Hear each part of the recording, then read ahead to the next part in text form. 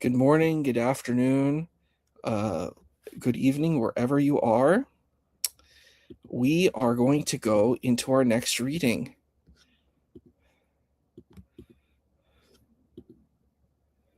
You sure did.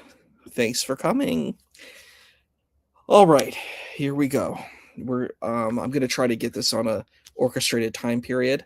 It's just a little bit difficult on time because I'm doing my master's degree and working and just trying to get everything done. So it's a little tricky. Hey, Sarah, good to see you. All right, we're on chapter 30. If we keep this up in maybe a week or so, we're going to be done the entire text. So, and then we can do something else. We'll decide. We'll take a poll when we get to that point. We'll do like a question and answers and stuff. Bereshit, Genesis chapter 30. And Rachel saw that she had not borne to Jacob, and Rachel envied her sister. And she said to Jacob, "Give me children, and if not, I am dead." And Jacob became angry with Rachel, and he said, "Am I instead of God, who has withheld from you the fruit of the womb?" So she said, "Here is my maidservant Bilhah. Come to her, and she will bear on my knees, so that I too will be built up from her." So she gave him her maidservant Bilhah for a wife, and Jacob came to her. And Bilhah conceived, and she bore Jacob a son. And Rachel said, "God has judged me, and he has also hearkened to my voice, and has given me a son." So she named him Dan. And Bilhah, Rachel's maidservant, conceived again, and bore Jacob a second son. And Rachel said, "Divine bonds, I have been joined to my sister. I have also prevailed." So she named him Naphtali. And Leah saw that she had stopped bearing. She took her maidservant Zilpah and gave her to Jacob for a wife. And Zilpah, Leah's maidservant, bore Jacob a son. And Leah said, "Luck has come." So she named him Gad. Gad. G-A-D, Gad. And Zilpah, Leah's maidservant, bore Jacob a second son. And Leah said, "Because of my good fortune, for women have declared me fortunate." So she named him Asher. Reuben went in the days of the wheat harvest, and he found dudaim in the field, and brought them to Leah, his mother. And Rachel said to Leah, "Now give me some of your son's dudaim." And she said to her, "It is a small matter that you have taken my husband, that also to take my son's dudaim." So Rachel said, "Therefore he shall sleep with you tonight as a payment for your son's dudaim." When Jacob came from the field in the evening, and Leah came forth toward him, and she said, "You shall come to me, because I have hired you with my son's dudaim." And he slept with her on that night. And God hearkened to Leah, and she conceived and bore Jacob a fifth son. And Leah said, "God has given my reward, for I have given my maidservant to my husband." So she named him Issachar. That's similar to my name. And Leah conceived again, and she bore Jacob a sixth son. And Leah said, "God has given me a good portion this time. My husband will live with me, for I have borne him 6 sons." So she named him Zebulun. And afterwards she bore a daughter, and she named her Dinah. And God remembered Rachel, and God hearkened to her, and he opened her womb. And she conceived and bore a son. And she said, "God has taken away my reproach." So she named him Joseph, saying, "May the Lord grant me another son." It came to pass, when Rachel had borne Joseph, that Jacob said to Laban, "Send me away, and I will go to my place and to my land. Give my wives and my children for whom I work for, and I will go. For you know my work which I have worked for you." And Laban said to him, "If only I have now found favor in your eyes, I have divined, and the Lord has blessed me for your sake." Then he said, "Specify your wages for me, and I will give." And he said to him, "You know how I have worked for you, and how your livestock was with me. For the little that you had before me has increased in multitude, and the Lord blessed you upon my arrival. But now, when will I too provide for my household?" And he said, "What shall I give you?" And Jacob said, "You shall give me nothing. If you do this thing for me, I will return, I will pasture your flocks, I will watch. I will pass throughout all your flocks today, removing them there, every speckled and spotted kid, and every brown lamb among the sheep, and spotted and speckled among the goats, and this shall be my wages. And my righteousness will testify for me at a future date, for it will come upon my wages before you.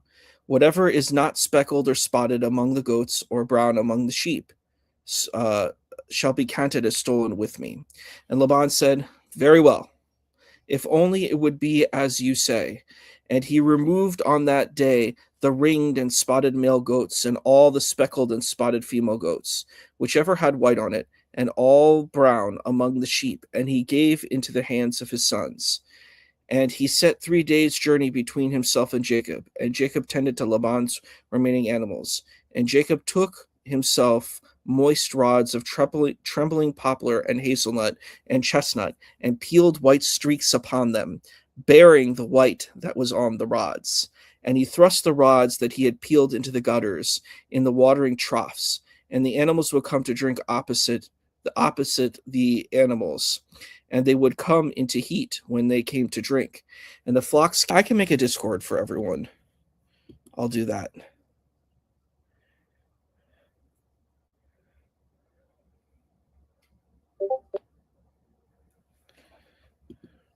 So, yeah, I'll make a Discord right now. I can do that. And then we can meet, we can talk on the Discord. Oh boy. What do we think about this one today? This was kind of heavy.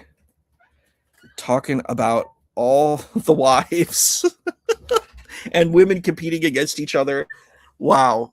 I definitely think I think this story is very important because I think that's what would happen in real life. Um, I think if this is to happen, particularly in like polygamous relationships, women are going to be forced to kind of compete against each other. Yeah, it sounds really, really rough. I think it'd be a very difficult situation to be a woman in a polygamous relationship. So, you know, so I think that is a difficult thing. So I'm going to create a new Discord, and let's just stick with me here,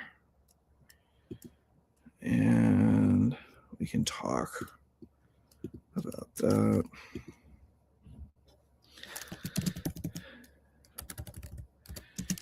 Okay, let's see. Discord, make a new Discord.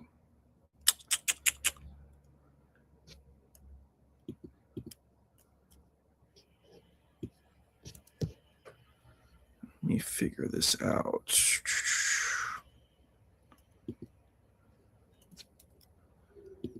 How do I make a new one?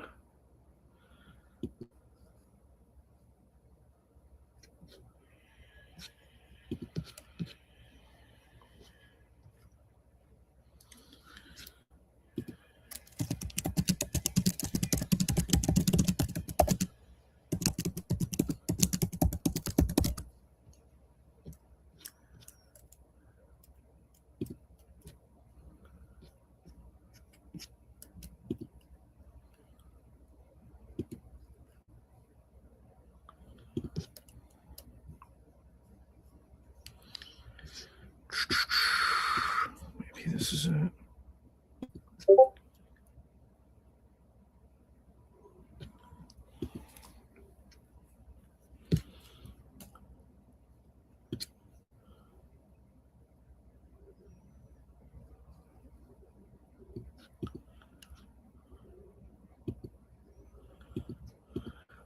Yeah, that was interesting. That was a part of the debate. The wives thing was a part of the debate that we heard. Um, like that polygamy is permissible. I mean, I think it's an interesting thing. Like, I don't know. I think it's an interesting. It's a controversial question. Is it like, can you make it illegal, or is it something that's kind of like frowned upon? That, like in modern days, like this is not really something that's good to do. Yeah, I think it's a fascinating question that one could bring up. I think in the debate it was hard. Like, I don't think IP made a compelling case for me. Just I think Captain from the Hebrew scriptures, I think he had a stronger case. I don't think that the argument he used would be correct because of these situations that people did do these things. So to say that it's forbidden, I don't think that would be a correct position.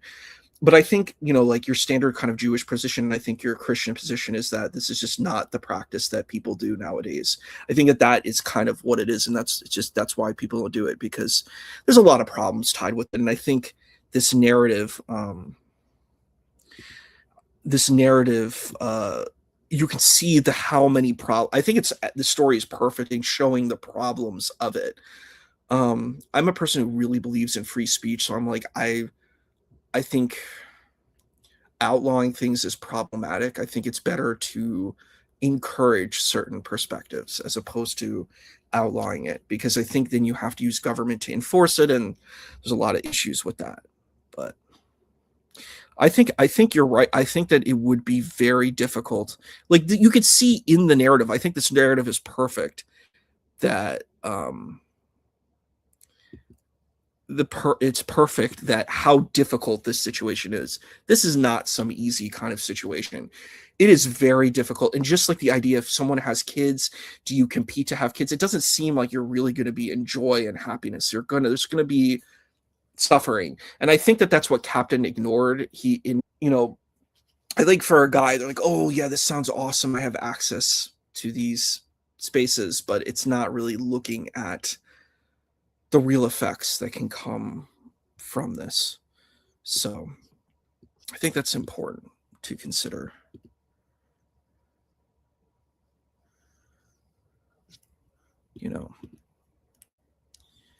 Let's see. I'm trying to figure this out here.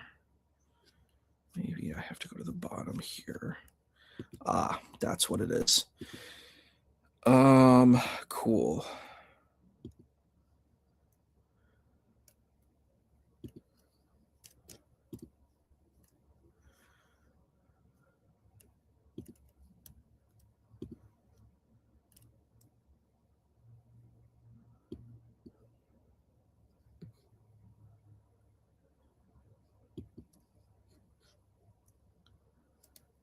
All right, I'm copying it here.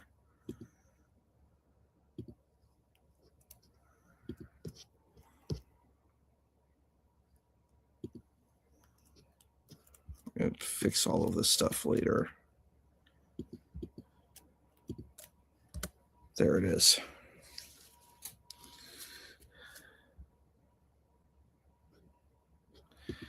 Really, there was a huge storm where I'm at, so it could be that.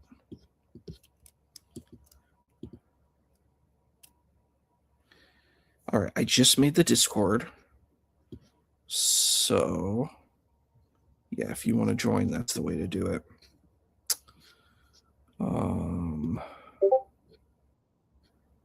me put it.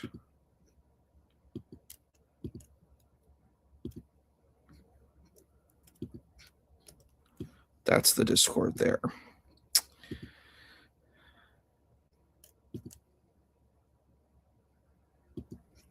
Okay. We're going to go into the next one. I can showcase the Discord there too. Yeah, there's been a big giant storm early this morning. It was like really, really intense. We're going to go into the next one. And okay, thank you. And we'll talk there. I'm going to end the stream and go into the next one.